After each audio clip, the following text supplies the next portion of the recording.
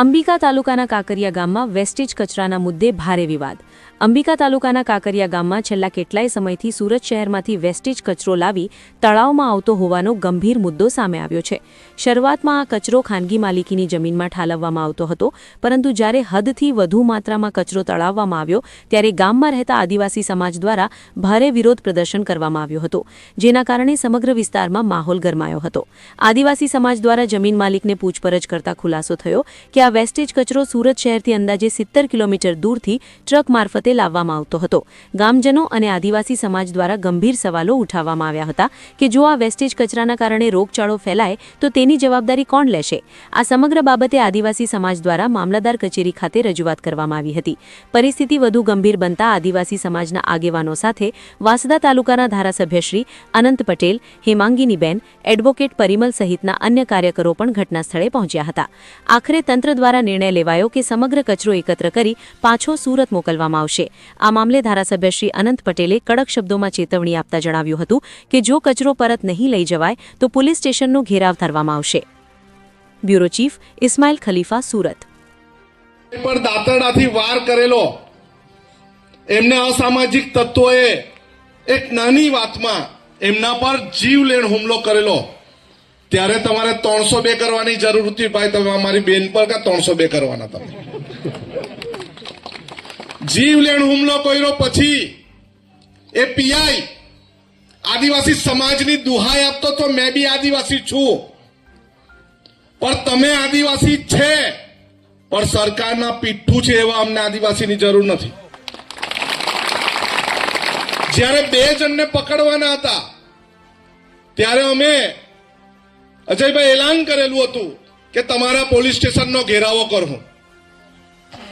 મને એવું હતું એ વાતને બહુ વાર નથી લાગી, એટલે એકવાર કાંકરિયામાં પગ મૂકતા પહેલા પીઆઈ વિચારે કે અનંતભાઈ ને વિપુલભાઈ ને પરિમલભાઈ બધું કહી ગયેલા, પાછા આવતા વાર નહીં લાગે પોલીસ સ્ટેશનનો ઘેરાવો કરતા। એટલે કોઈની દલાલગીરી કરતા હોય અહીંયા દલાલગીરી ચાલે નહીં, અમે છોડવાના નથી। રોજ તમે કેટલા દારૂવાળા પાસે પૈસા લો, રોજ તમે કેટલી ગાડી પાસ કરાવો, રોજ તમે ભંગારવાળા પાસે કેટલા પૈસા લો, રોજ તમે જુગાર રમાડે એની પાસે કેટલા પૈસા લો, તમે ચકલી પોપલી રમાડે એની પાસે કેટલા પૈસા લો, અમને બધું ખબર છે। અમારો સમાજ શાંત છે, ભોળો છે, અશિક્ષિત છે, એનો કોઈ પણ રીતે દુરુપયોગ કરતા પહેલા તમે સમજી જજો। ભારત દેશના સંવિધાનમાં કલમ નંબર 244(13)(3) ક મુજબ રૂઢિ પરંપરાવાળી ગ્રામ સભામાં આપણે કોઈની બી પ્રાઇવેટ જમીન હોય કે સરકારી જમીન હોય એમાં તમે પ્લાન્ટ નાખવાના હોય, એમાં તમે જેટકોનું પાવર સ્ટેશન બનાવવાના હોય, અદાણીનું પાવર સ્ટેશન બનાવવાના હોય, ડેમ બનાવવાના હોય, રસ્તાનો મોટો પ્રોજેક્ટ નાખવાના હોય, ડમ્પિંગ સાઇટ બનાવવાના હોય કે કચરો નાખવાનો હોય, બધી જ જગ્યાએ ગ્રામ પંચાયતની પૂર્વ મંજૂરી લેવી પડે અને લેવી જ પડે। અને જેની જમીન છે તે એમ કે મારી જમીનમાં મેં જે કરું કે તે કરું, ભાઈ તો તારી જમીન અહીંથી લઈ જા, મારા ગામમાં તારી જમીન લઈ જા। અને પેલો પરિમલભાઈ કીધું, મને તો નવાઈ લાગી, પોલીસ તંત્રને પાછો કહી દેવા માંગુ છું કે આ કચરો હવામાં ઉડીને નથી આવ્યો, આ કચરો ચાલીને નથી આવ્યો, કે આ કચરો ગાયબ થઈને ડાયરેક્ટ સુરતથી એ નથી આવી ગયો। આ સીડી ટ્રાન્સપોર્ટ કંપની એજન્સી દ્વારા કોઈ, શું નામ છે એમનું, લક્ષ્મણભાઈ નામના વ્યક્તિ અહીંયા લાવ્યા છે, એનું પણ એફઆઈઆરમાં નામ લખવું જ પડશે। અને સુરત મહાનગરપાલિકાને પણ અમે પત્ર લખીએ જ છે કે આ જે એજન્સીને તમે 200 કરોડનું કામ આપેલું, એ એજન્સીએ કાકરિયા ગામના લોકો, આજુબાજુના ગામના લોકો અને અહીંથી બિલકુલ મારો બાજુમાં જ મત વિસ્તાર છે જોગવાડ, એના લોકોના સ્વાસ્થ્ય હાથે ચેડા કરવાનું કામ કર્યું છે। એ કામ અને જાહેરમાં ગંદકી કરવાનું કામ કર્યું છે। એ કામ કરનાર વ્યક્તિને તમારે ફરિયાદમાં નામ દાખલ કરવું જ પડે. અને જો નામ નહીં દાખલ કરશે તો આ બહેનો ને આ બધા જ આગેવાનોની સાથે ફરી એકવાર પોલીસ સ્ટેશન ઘેરતા અમને વાર નહીં લાગી. ઘેરવું ને? હા, એટલે આપણે ઘેરવા તૈયાર છે. અને આપણે મહુવા ને અંબિકામાં બતાવવાનું છે અમે સુરત જિલ્લામાં રહીએ છીએ ખરા, પરંતુ તમારો કચરો ખાવા માટે નથી, તમારા પ્રદૂષણ માટે નથી. અમે સુરત જિલ્લામાં રહીએ છીએ, અમારી બહેનો પશુપાલન કરે છે, દૂધ કાઢે છે, સુમુલમાં મોકલે છે. સુરત વાળાને અમે દૂધ પીવડાવે, તમે અમને કચરો આપે.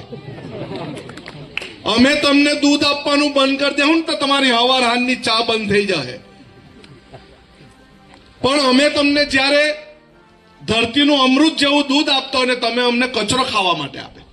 અમારા બાળકોને માખી તમે આપો છો, એ અમે ચલાવવાના નથી. જે પણ અધિકારી હોય, મામલતદાર સાહેબ સાથે પણ મારી 2 વાર વાત થઈ, અહીંના અધિકારીઓ સાથે વાત થઈ. તમે અમને છેડવાનો પ્રયત્ન કરો છો, અમને છેડશો નહીં. અને અહીંના ધારાસભ્ય એમ કહે કે તમે અહીંયા આવીને આવું કરી જાય. અરે તમારામાં કઈ દમ નહીં મળે એટલે મારે આવવું પડે અહીંયા. અરે કઈ પાર્ટીની શરમ છે છોડો, સમાજના પ્રમાણપત્રની તો શરમ કરો કે તમે જે પ્રમાણપત્ર હેઠળ અનામત હેઠળ તમે ચૂંટાયેલા છો, તમારામાં તાકાત હોય તો જઈને કતારગામમાં ચૂંટાવો નહીં. બિન અનામત છે, ઓપન સીટ છે, ત્યાં જઈને ચૂંટાવો તો તમને ખબર પડે શું થાય તે. આપણો સમાજ છે, આપણા લોકો છે, ખેડૂત છે, પશુપાલક છે, નોકરિયાત છે, મજૂરી કરે છે, અને એના સ્વાદ સાથે ચેડા કરવા માટે કાંકરિયામાં નાખ્યો. આ તો ખાલી એ લોકો કાંકરિયામાં નાખવાની શરૂઆત એટલે કરી, આખા અંબિકા અને મહુવાના દરેક ગામમાં લાગશે આ લોકો, પરંતુ ઘૂસવા નહીં દેવાનું.